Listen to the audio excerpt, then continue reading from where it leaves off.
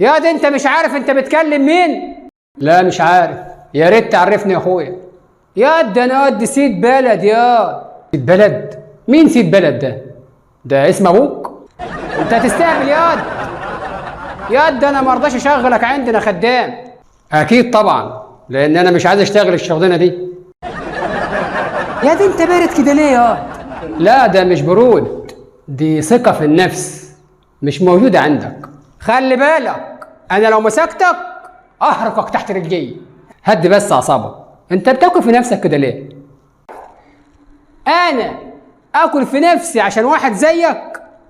يا ده انتوا ناس جعانه يا حبيبي.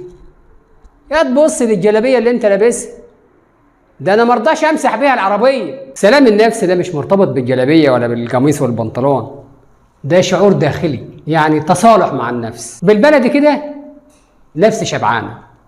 طب غور من وش ياض بدل ما اخليك عبره للبلد. ربنا يقويك يا صاحبي.